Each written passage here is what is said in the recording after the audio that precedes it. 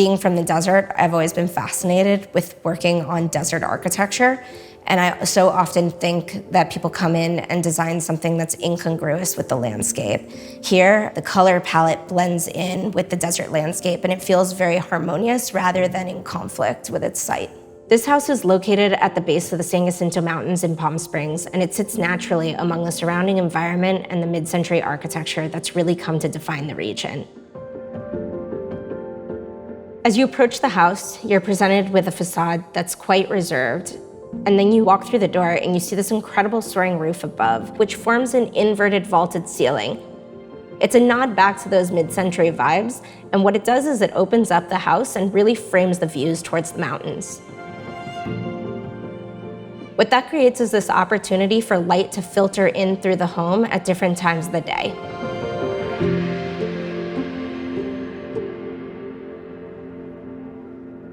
Because we have so much glass throughout the home, you get this layering effect between each space.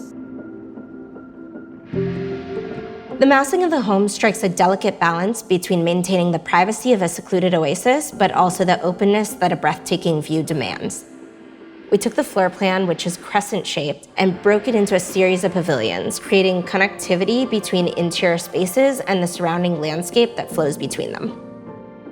We house the more intimate spaces in these solid pavilions and organize them along the eastern side of the home, reinforcing the intention of privacy along the street while also allowing the morning light to flood through the clear-story glass above. The open social spaces were then thoughtfully oriented to maximize views outward, with the emphasis given to the afternoon light and sunset when the homeowner likes to entertain guests. Light and time of day were integral to the design of the house. The large sliding glass doors and corners can be pocketed away, opening the primary living spaces to the outside. We also took the roof and lifted it over the house, allowing light to bounce off the reflective tops of the pavilions and illuminate the primary spaces throughout the day. We then stitched the pavilions together with a series of bridges and arroyo moments, inviting the landscape to flow seamlessly through the house.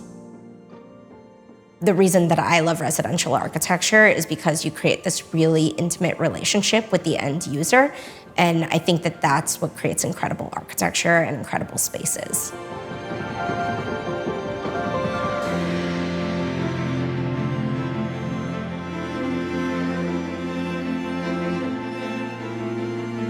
The years of design work culminated in a house that fosters a lifestyle the owners always desired and a space where they can truly feel at home.